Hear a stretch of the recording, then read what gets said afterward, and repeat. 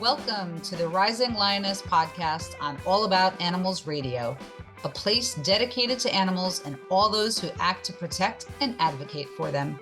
Hi, I'm your host, Erica Salvemini, and I'm thrilled and honored to be here representing All About Animals Radio using my voice for the animals. Thank you for joining us for what intends to be a thought-provoking and soul-inspiring series where we discuss topics aimed at understanding the importance of the relationship between empathy, animal rights, and our peaceful coexistence with the animal kingdom. And now on to our show.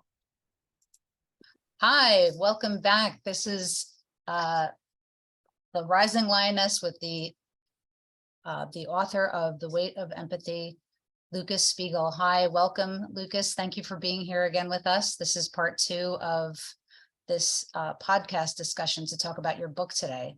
And I really thank you here and staying on a little bit longer just to talk about this extremely important topic, I feel, empathy and how it relates to our relationship with animals and our coexistence. And we were actually, where we had left off on the last episode, we were talking about the Japanese plant-based food philosophy, ItaDakiZen, which says that, you know, animals have a spirit, and what I would, you know, kind of say is, you know, same thing as energy, which we all have energy. We're all energy. And so as a energy practitioner myself, I can relate to this on a very deep level, because, you know, it's kind of like if we're eating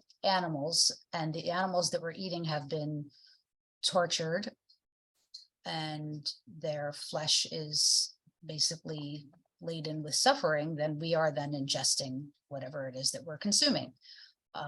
So that commingles with our own energy, which would then account for a lot of pain and suffering.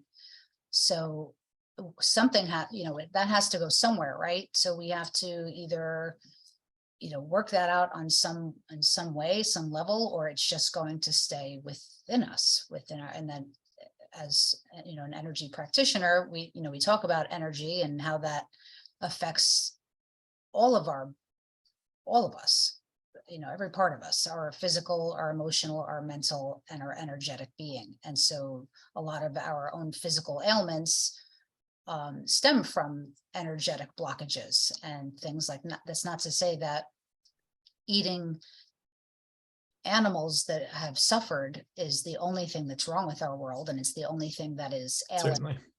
But it is, I think it can stand to reason that it could be a game changer for sure if we were to all go to a plant-based diet and start removing some of that suffering. So, you know, go to a plant-based diet, so we're not ingesting that pain and that suffering anymore. And then we can also then begin to become lighter beings. And like you even were telling the story in the first episode that we were on together about your mom and how she started to have, you know, more clarity after going a certain period of time of not eating animals when she decided to go. I can relate completely. That same thing happened to me. And I mean, I've always been an animal advocate, an animal activist. I never really ate animals much. I was always pretty much vegetarian, but it wasn't like I thought about it like most people. It was like, that's what I gravitated to. And I didn't really like the way eating animal meat made me feel. So I didn't eat it a lot. You know, every once in a while, oh, it was there, or you went out and, you know, are having buffalo wings with your friends or whatever. But until eventually about 5 years ago, I completely said, you know, like, I'm not doing this anymore. I can't bring myself to eat animals anymore. It just is not, it doesn't feel right.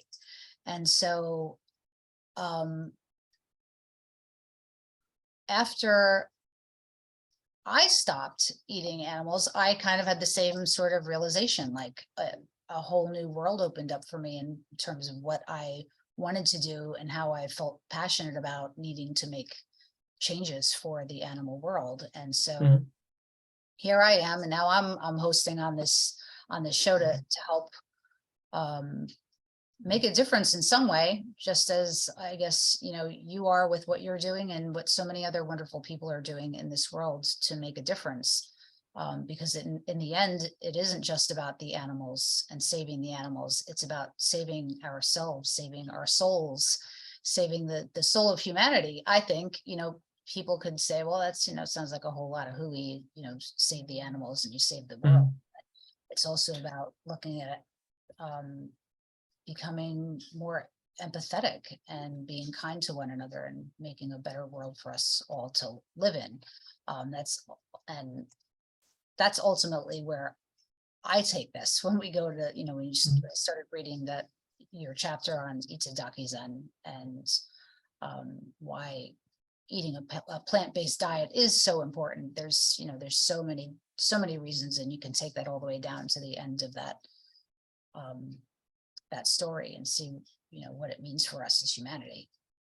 Yeah, I don't think that, as you said, it's not a sort of magic bullet. We stop eating meat and suddenly there's world peace and all our problems are solved. There's a lot more going on in the world than just what we consume. But I think it's hard to argue with the claim that what we eat does affect us in a pretty meaningful way. Some people, talk about veganism as this big sacrifice of almost like this religious sort of renouncing of earthly desires, almost to that extent. And I am a huge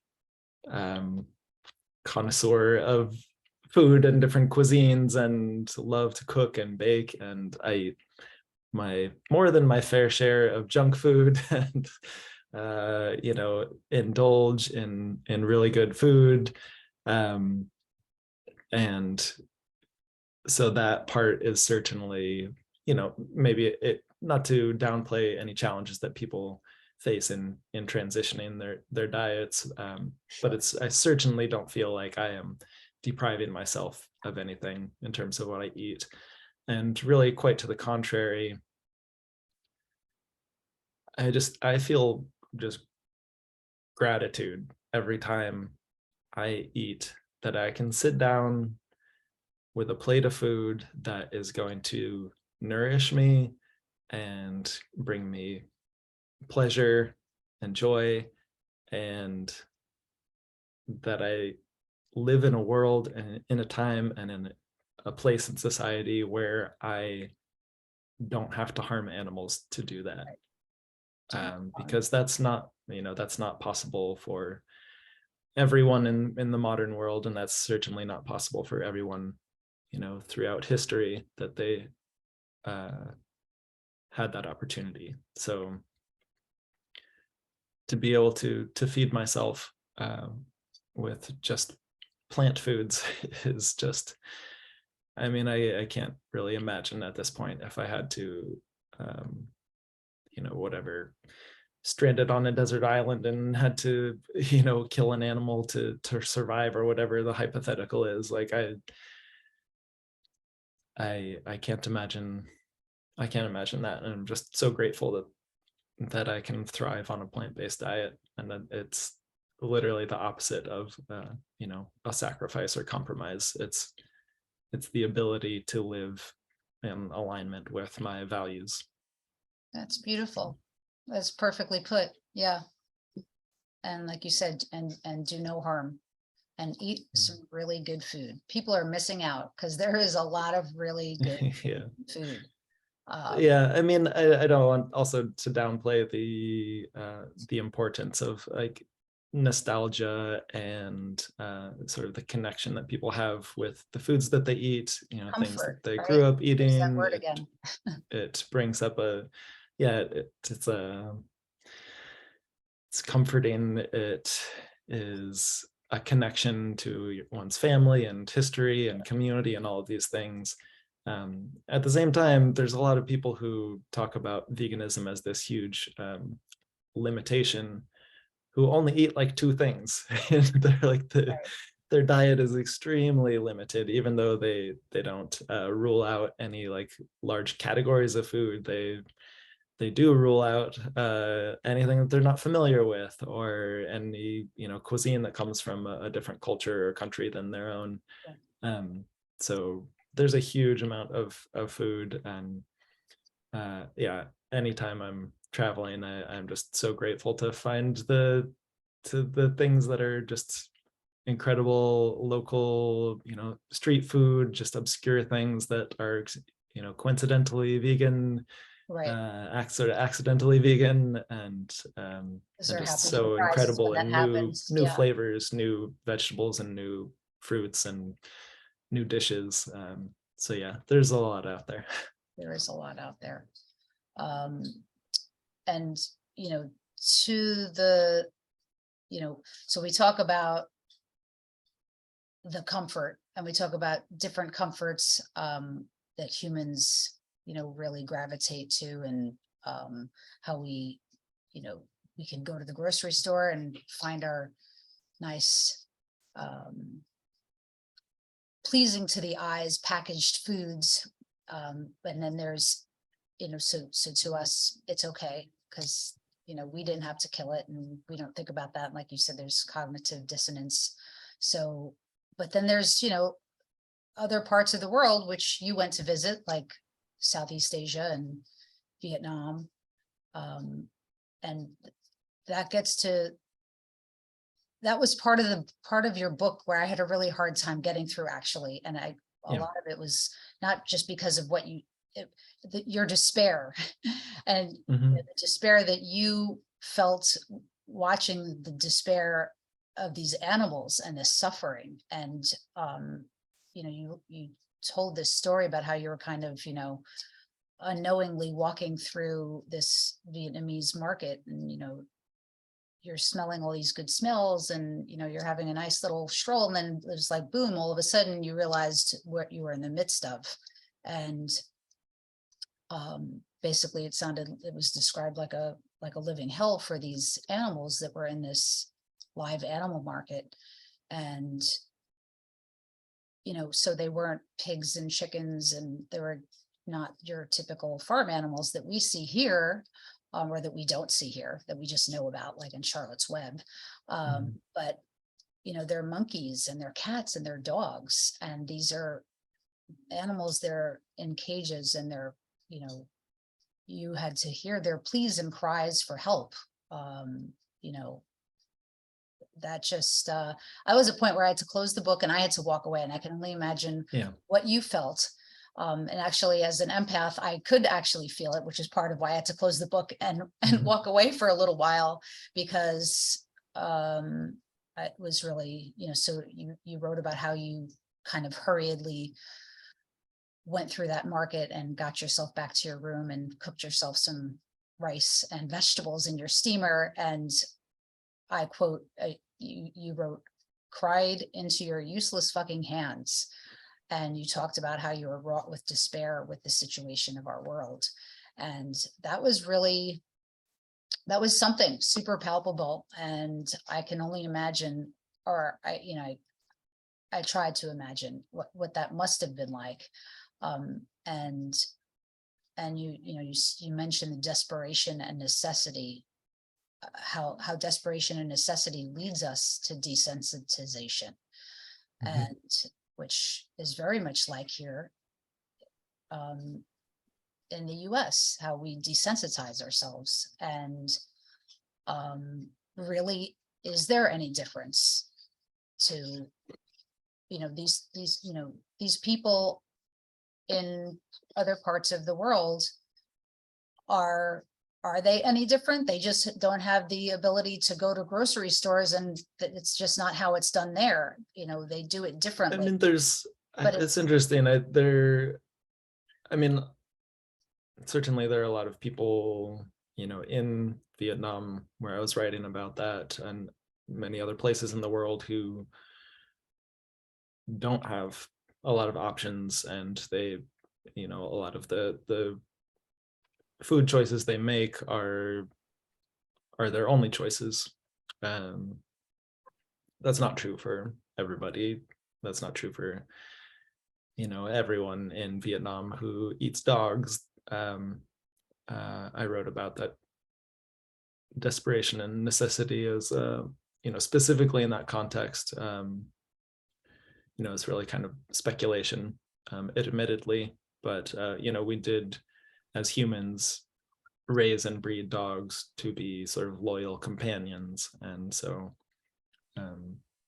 at some point of desperation, if your guard dog companion is the only thing that stands between you and starvation, then, that's the choice that people are going to make. And, from there, it's not hard for something to just become part of the cuisine and culture and part of what's accepted.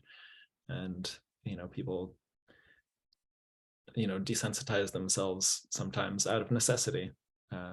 If you're in a situation where you have to do something you don't feel good about or don't feel is ethical or compassionate, then it really behooves you to be able to shut off that compassion and, just view it as natural and normal and necessary. So, it's interesting to think about how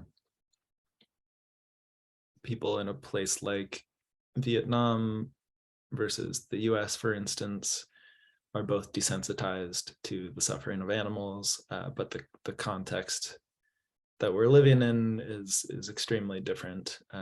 The way we treat animals is very, very similar. The main difference, at least from my personal experience, is just that everything sort of happens out in the open in Vietnam and other places that I've been to, where in the US you literally have laws being passed to make it a felony to videotape what happens inside a factory farm. Yeah. While in Vietnam, a lot of these things you can just be walking down the street and glance in through a storefront and see some of these more gruesome things, or it's just happening sort of out in public on the street. So there's this famous quote. I don't know if it was Paul McCartney said, like, if slaughterhouses had glass walls, everyone would be vegetarian, something to that effect. Right. And after traveling to places where a lot of this happens out in the open, not everybody is vegetarian. It still is very much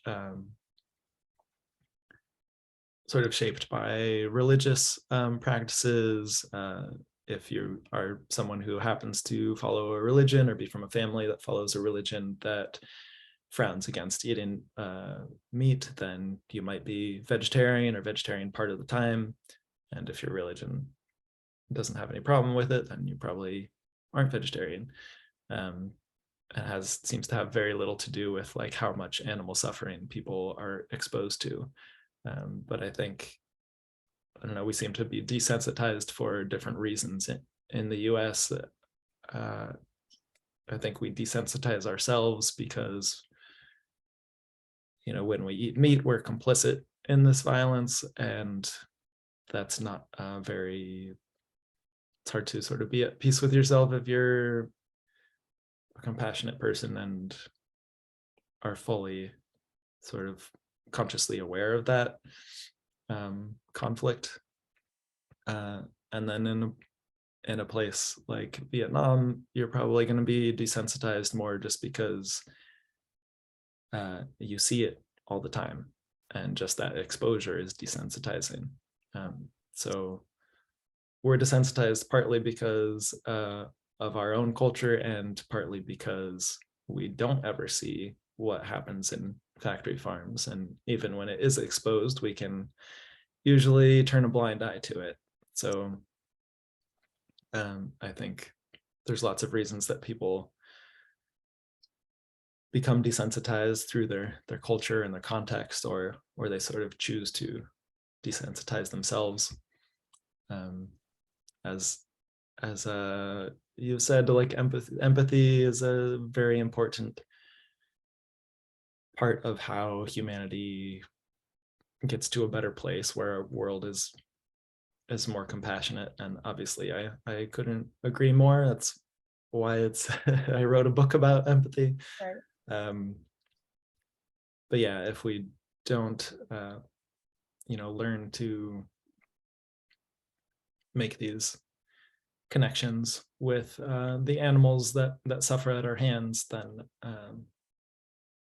yeah, their suffering is going to continue for a long time into the future.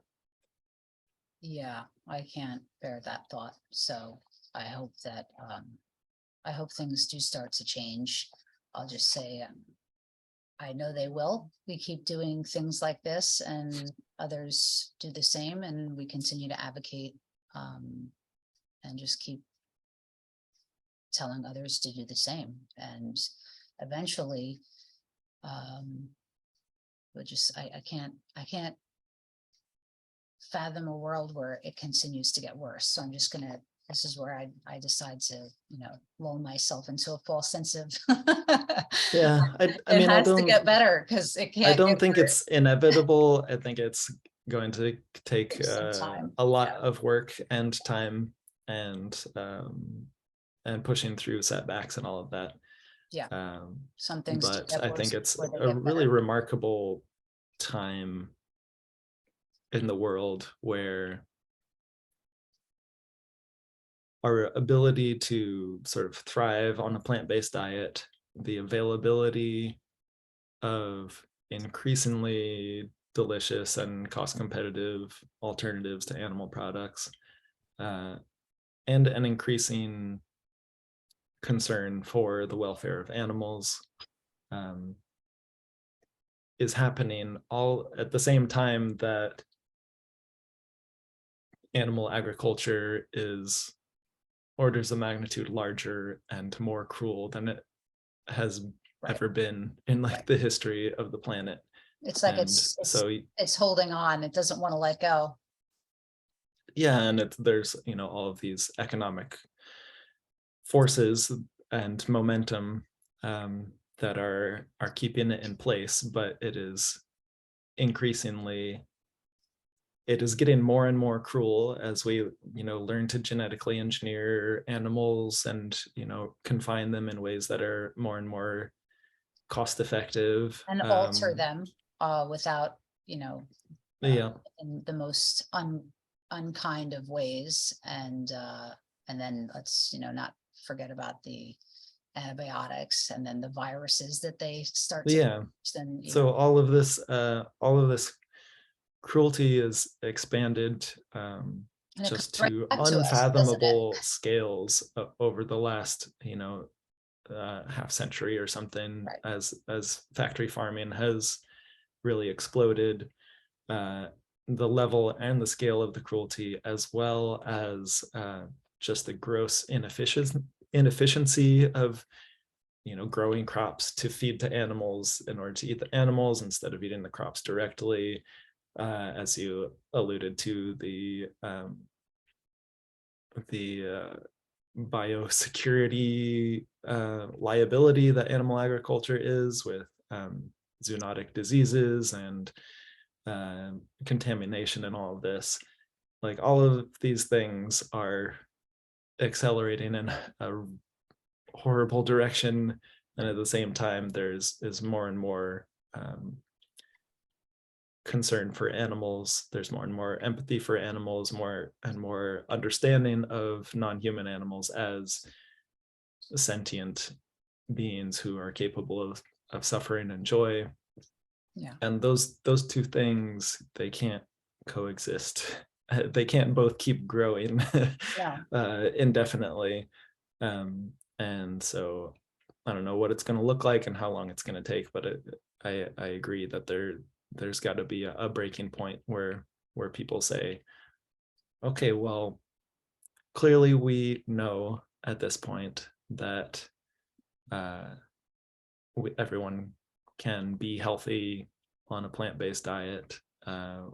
We know that it's possible. We know that it's affordable, and at some point you have to go out of your way to eat a slaughtered animal, and how that just does not seem like that's going to fly indefinitely. So I'm yeah, of two minds. I'm hopeful at the same time that it's a very upsetting situation, to say the least. So Yeah. If you think too much about it, it can certainly ruin your day. That's for sure. Because yeah. I have a really hard time navigating this world that we live in. If I even just open emails, and all the animal advocacy messages that come out, and the new horrific ways that humanity is finding to treat our animal kingdom family. And because I do consider them part of our family, we share this earth with them, and we don't really have any right to push them out and treat them the way that we do, just as we don't have any right to do that to other humans and races. But yet somehow there's the best of humanity, and then there's the worst of humanity, and it's like a age-old problem. There's always the dark versus the light, and there's dark and there's light in all of us. But what are we going to feed, and what are we going to what's going to win? But I am encouraged because there are more people like us, and not to say we're better and they're worse. It's just a matter of what's going to serve us all and all of our greatest and our highest purpose on this planet in this lifetime. And something does have to give, and something will absolutely give, and something's definitely going to change, because this is the one and only planet we have to live on, at least at this point in time, and we can't sustain things the way we're going. So hopefully we'll just keep doing our best, and hopefully others will as well, and things will start to improve.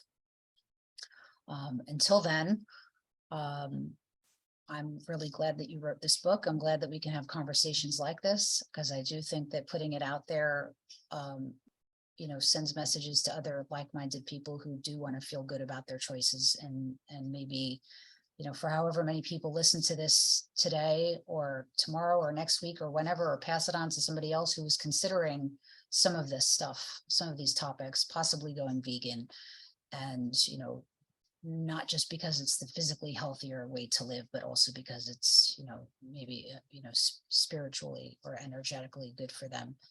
And it's a lot to think about. And it's people are evolving at a rapid rate nowadays, more than ever before. It's somewhat of a quickening, I think, that's happening, and it does need to happen. So it's all good in that regard.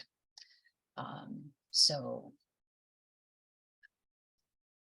going from what was a tough and challenging chapter like chapter 4, we go to chapter 5, which was the balance among the beasts. Renewed hope comes from the Cambodia Wildlife Sanctuary, which I thought was wonderful. It definitely sounded like and looked like, based on the pictures, a wonderful place to kind of regroup and recuperate for you, based on some of the despair that you had actually been through, and you probably needed the emotional healing at that sanctuary with those animals. And it was nice. It was, as a reader, it was nice to read that as well, and nice to see that. Yeah, I think it was exactly what I needed after that difficult time in Vietnam. And it wasn't the first sanctuary that I had been to on the trip, but it really, I think, sort of Was placed kickstarted this desire for me to visit and volunteer at more and more sanctuaries through the second half of my trip, and had just a really incredible experience, not only with the monkeys and moon bears and elephants and dogs and all the other animals at those sanctuaries, but also with the folks who started and run those sanctuaries, especially this woman named Lek, who started the Elephant Nature Park in Thailand, and is responsible for maybe half a dozen other sanctuaries, is just this absolutely remarkable, hardworking, just unspeakably like dedicated and compassionate person. And it was really inspiring to be able to meet her and pick her brain a little bit about just how to live in a world that is sometimes just so cruel and uncaring, without just falling into despair and hopelessness. And it's a bit cliche perhaps, but the answer was basically, there's no other option than to keep going, and that sort of action is the antidote to despair. And these animals who are exploited and suffering, they have no real agency or ability to fight for themselves. And so there's really no option, sort of right? defensible option aside from advocating for them. The only other option is to sort of close off, sort of shut down your sense of empathy and compassion, and just become jaded and bitter and sort of disconnected. And that doesn't sound that doesn't, as hard as it is to face these cruelties, that is not a very pleasant alternative, and it certainly doesn't help anyone. No, So that's not really living, is it? yeah. So yeah, I agree. And that makes me think of another really beautiful little story that you wrote about, where it's not really related to the animals, but it's related to just doing something kind. And maybe when you're, taking action, you're not feeling good, but maybe you can help somebody else, and that's certainly going to make you feel good. And you saw a little Japanese girl. She wasn't too little, but she was a young girl on a bullet train, and she was crying. You were traveling through northern Japan, and you had these little cards with you, and you wrote that the only translatable words you could write were "things will get better, I promise," with an exclamation point. Handed that to her, and I thought that was awesome. Like, how many times have any of us felt awful for one reason or another? And maybe it was just she had a little fight with her girlfriend, but maybe it was much worse than that. Who knows? And a moment of kindness can be everything in a person's life. You don't know. We just don't know. And it could be in their darkest moment that you hand somebody a card like that, or just, pat somebody on the shoulder and just say, it's going to be okay. What a truly powerful that was gift. a really, really sweet moment. It's not often that you can, or that I see some kind of suffering from of humans or non-human animals in the world, and I'm like, oh, I know exactly what to do to help with that.